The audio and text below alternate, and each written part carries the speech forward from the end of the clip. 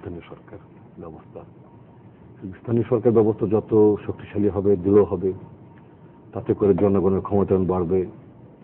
নির্বাচিত প্রতিনিধি, পার্টিকুলারলি যারা স্থানীয় পর্যায়ে, ইউনিয়ন পর্যায়ে বলেন, উপজেলা পর্যায়ে বলেন, পৌরসভাগুলো বলেন, এখানে আপনার একটা স্বশাসনের যে ভাবনা, সেই স্বশাসনের ভাবনাটা অনেকটাই যদি প্রকৃতপক্ষে স্থানীয় সরকারগুলো যদি কাজ করতে পারে তাহলে খুব ভালো দিক। তো আমাদের দেশে যেভাবে হোক না কেন স্থানীয় সরকার ব্যবস্থাটা সেভাবে খুব শক্তিশালী ভিত্তির মধ্যে কখনোই দাঁড়িয়ে ছিল না, বা এখনো নেই। তো একটা চেষ্টা তো থাকতে হবে। আর ঢাকা সিটি কর্পোরেশন বিভক্ত হওয়ার পর এখানে নাগরিক সুবিধার যে বিষয়গুলো ছিল, অনেকদিন যাবৎ এখানে নির্বাচিত কর্তৃপক্ষ নেই, নির্বাচিত প্রতিনিধিরা নেই, জনগণের দুর্ভোগ ছিল। যদিও সিটি কর্পোরেশন যারা নির্বাচিত প্রতিনিধি, পার্টিকুলার যারা কাউন্সিলর এবং যারা মেয়র হন, তাদের দায়িত্ব, কর্তব্য, তাদের পরিধি অত্যন্ত সীমিত। নির্বাচন উপলক্ষে প্রার্থীরা অনেক অঙ্গীকার করছেন বটে, কারণ মানুষের প্রত্যাশাও বোধ হয় তাই।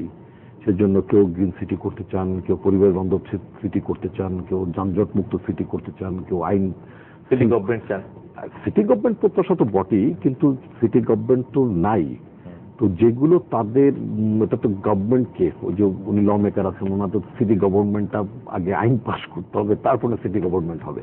কিন্তু আমি যেটা বলতে চাচ্ছি যে মোস্ট অফ দ্য, মানে সবাই অলমোস্ট যত প্রার্থী যারা আছেন তারা অনেক প্রতিশ্রুতি দিচ্ছেন যেগুলো তাদের একেবারেই তাদের আওতার মধ্যে নেই।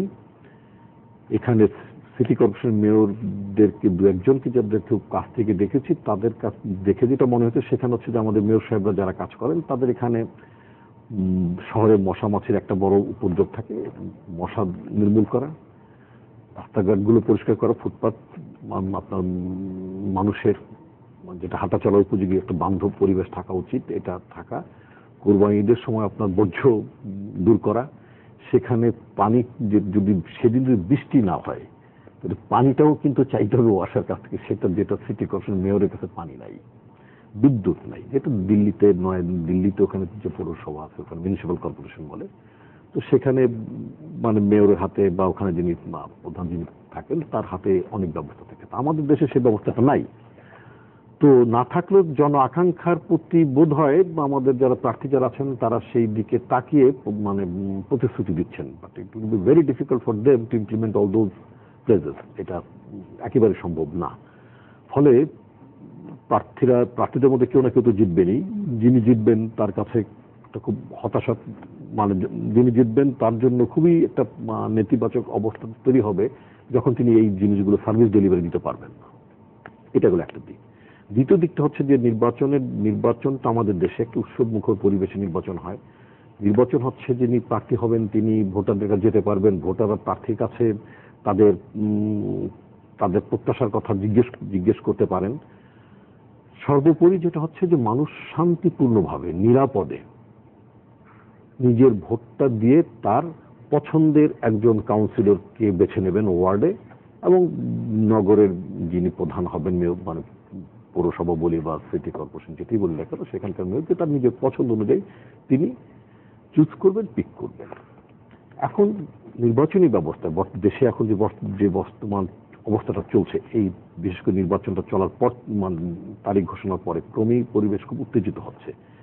এর ফলে চূড়ান্তভাবে ভোটের দিন ভোটাররা খুব শান্তিপূর্ণভাবে ভোট দিতে পারবেন কিনা, শঙ্কামুক্ত পরিবেশে ভোট দিতে পারবেন কিনা, তার যে ভোটটা 5 জানুয়ারি তারা দিতে পারেন, সে ভোটটা দেওয়ার যে তাদের যে একটা আকাঙ্ক্ষা আছে, অনেকদিন পর তারা একটা ভোট দিতে যাচ্ছে না, এই ভোটটা দিতে তারা কতটা সক্ষম হবেন সেটা নিয়ে মানে ইতিমধ্যেই পরিবেশ পরিস্থিতি শঙ্কাজনক অবস্থায় চলে গেছে। গত পরপর 3 দিন আমাদের দল বিএনপি চেয়ারপারসন তিনি তার সমর্থিত প্রার্থীর জন্য তিনি নির্বাচনী ক্যাম্পেইনে যাওয়ার পরে তিনি যেভাবে হামলা শিকার হচ্ছেন, তার গাড়ি বহরে যেভাবে হামলা হচ্ছে, তার গাড়িতে যেভাবে হামলা হচ্ছে, যেই সন্ত্রাসী ঘটনাগুলো ঘটছে, এবং এগুলো পত্র পত্রিকা আপনাদের টিভি চ্যানেল ফুটেজ আছে, উনি বা যে আমরা অস্বীকার করতে পারি বা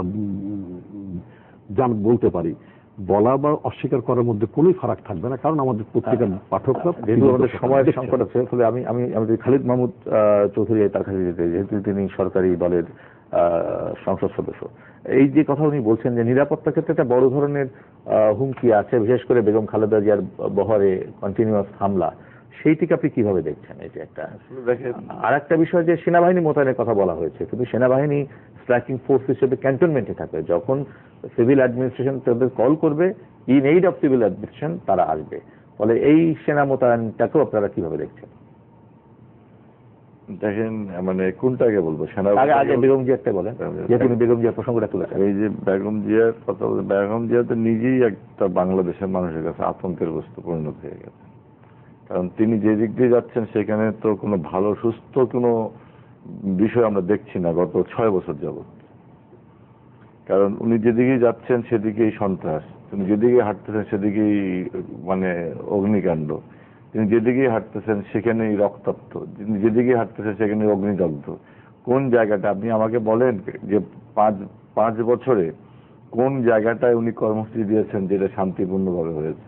কিন্তু এই যে হামলা যেগুলো হয়েছে, কিন্তু আপনাকে বলি আমি, প্রচারণা আপনার মিডিয়া ছিলেন, কিন্তু যে কারণ বাজারে যে ঘটনাটা ঘটেছে সেই ঘটনাটা, সেখানে সাইদ খোকনের নির্বাচনী ক্যাম্প ছিল, কর্মীরা সেখানে যাচ্ছিলেন। খালেদা জিয়া, আপনার মিডিয়ার মাধ্যমে আমি জেনেছি যে খালেদা জিয়া কখন কোথায় কিভাবে যাবেন আপনারাই জানতেন না, বা তার দলের নেতা কর্মীরাও জানতো না।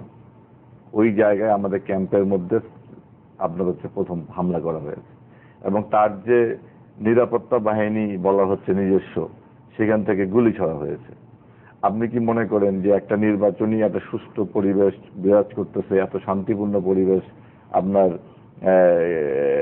মির্জা আব্বাসের ওয়াইফ, তিনি মহিলা, রেগুলার তিনি হাঁটতেছেন, আপনার হচ্ছে বিএনপির প্রার্থী হাঁটতেছেন, আনিসুল হক হাঁটতেছেন, সাইদ খোকন হাঁটতেছেন, অন্যান্য প্রার্থীরা হাঁটতেছেন, কোথাও কোনো সমস্যা নেই। তিনি যেমন এই যে একটা ঘটনার চেষ্টা করা হলো, যে এই যে বিষয়টা রিপন ভাই বলেছেন যে 5ই জানুয়ারি নির্বাচন, বিষয়টা হচ্ছে ওইখানেই যে 5ই জানুয়ারি নির্বাচনটাতে যেই কারণে প্রশ্নবিদ্ধ করা চেষ্টা করা হয়েছিল, যেটা 5ই জানুয়ারি নির্বাচন হতে দেওয়া হবে না দেশে, তাই না? 5ই জানুয়ারি নির্বাচনটাকে ঘিরে রাজনীতি করতে, কিন্তু 5ই জানুয়ারি নির্বাচনের বাংলাদেশ কিন্তু 1 বছর খুব শান্তিপূর্ণভাবে চলেছে, অগ্রসর হয়েছে, সামনের দিকে গেছে, পিছনে কিন্তু যায়নি। যে সরকার দায়িত্ব নিয়েছে সেই সরকার কিন্তু দেশকে পিছনের দিকে ঠেলে দেয়নি, সামনের দিকেই নিয়ে গেছে। এত ষড়যন্ত্রের মধ্যে পদ্মা সেতু কিন্তু আজকে স্বপ্ন না, বাস্তব। এই যে উদাহরণ হিসেবে বললাম, সেই জায়গায় এই নির্বাচনটাকে, এই যে 28 তারিখের নির্বাচনটাকে প্রশ্নবিদ্ধ করার জন্যই আজকে পরিকল্পিতভাবে কারওয়ান বাজারে এই ধরনের ঘটনার সৃষ্টি করা হয়েছে। এটা পরিকল্পিতভাবে। যখন আমাদের এই আপনি যে ব্যাখ্যাটা দিচ্ছেন, বাংলাদেশের সাধারণ মানুষ এই ব্যাখ্যাটা বিশ্বাস করে না, বিশ্বাস করে না, বিশ্বাস করবে কি করবে না এটা বড় কথা নয়। আপনি সাধারণ মানুষ তো সঠিক জিনিসটা অনেক সময় জানতে পারে না, আমি সঠিক জিনিসটা জানানোর চেষ্টা করছি। বিশ্বাস করবে কি করবে না সাধারণ মানুষের বিষয়। খালেদা জিয়া হচ্ছে 3 বারের প্রধানমন্ত্রী, স্বাভাবিকভাবে ফোকাসটা তার দিকেই থাকে বেশি। আমার ওই ফুটপাতের মধ্যে যে ক্যাম্প করে যেই আমার সাধারণ মানে সমর্থকরা যারা ছিল এখানে, ওদের দিকে ফোকাসটা থাকবে না, এটাই স্বাভাবিক। কারণ তিনি তো, যারা এখানে তারা তো প্রধানমন্ত্রী বা এমপি বা মন্ত্রী ছিলেন না, কারা ওরা সাধারণ কর্মী। তারা এখানে বসে নির্বাচনী প্রচারণা ক্যাম্পে যেটা হয়, জীবন ভাই যেটা উৎসব আমেজ তৈরি করা, এরাই তো করে, সাধারণ কর্মীরাই তো করে। সেই জায়গাটায় যখন আপনি একটা হামলার শিকার হলেন, তখন তাদের মধ্যে তো আপনি আমি বা আমার জীবন ভাইয়ের মধ্যে যে রাজনৈতিক বোধটা বা যে চেতনাটা আছে সেটা তাদের মধ্যে অতটা থাকে না। স্বাভাবিকভাবে কে আক্রমণ করলো, এখান থেকে আক্রমণ এসেছে, তারপরে এটা তো স্বাভাবিক পাল্টা জায়গায় গেছে। আজকেও কেন হামলাটা হলো? আজকে এই যে আপনি আসেন, আজকে যেটা শুনেছি, তার বহর যাচ্ছিল, সেখান দিয়ে আরেকটা নির্বাচনী প্রচারণা চলছিল পাশ দিয়ে। যখন তার দিয়ে যায়, সে দরজা দিয়ে যায়, গাড়ির দরজা দিয়ে তাদেরকে ধাক্কা দেওয়া হয়েছে, এবং ওইখানে পড়ে যাওয়ার পরে কত নির্মম যে তার পায়ের উপর দিয়ে গাড়ি চালিয়ে দেওয়া হয়েছে। এটা তো না, রাস্তায় যদি কেউ কখনো এরকম একটা ঘটনার শিকার হয়, আমরা কিন্তু গাড়ি থামিয়ে তাকে রক্ষা করার চেষ্টা করি, কিন্তু সেখানে একজনের উপর দিয়ে গাড়ি চালিয়ে দেওয়া, সেই সময় কিন্তু মানুষের আমার কথাটা শেষ করতে দেন রাহুল দা। এই যে বিষয়টা, গতকালকের বিষয়টা দেখেন আপনি, গতকালকে ফকিরাপুলে সাইদ খোকন যখন নির্বাচনী, সেটা 7 দিন আগের নির্বাচনী প্রচারণা তার কর্মসূচি ছিল, সেখানে তিনি নির্বাচনী প্রচারণা শেষ করে যখন তিনি গুবিবাগের দিকে যাবেন, গুবিবাগ তখন তার উপরে পানির খালি বোতল ছুঁড়ে মারা হয়েছে। তারপরে কমলা লেবু যে খোসা সেগুলো ছুঁড়ে মারা হয়েছে সাইদ খোকনের শরীরের উপরে। তখন কিন্তু আমাদের সাধারণ যারা তার সঙ্গে ছিল তারা কিন্তু দেখেছে ওই মুহূর্তে এত গাড়ি ঘোড়ার মধ্যে কারা যাচ্ছে, কে যাচ্ছে, এটা কিন্তু এই যে ঘটনাগুলো, এটা তো পরিকল্পিত উস্কানি দেওয়া যে তুমি আসো। নির্বাচনের যে একটা উৎসব তৈরি যেটা আমরা দেখতে পাচ্ছি, বিশেষ করে পাড়া মহল্লাগুলোতে যখন যাচ্ছি সেখানে দলমত নির্বিশেষে বুঝেই যাচ্ছে না যে কারা কোন এত ভাবে। কালকে আর একটা প্রশ্ন করছিলাম, সেই প্রশ্নটা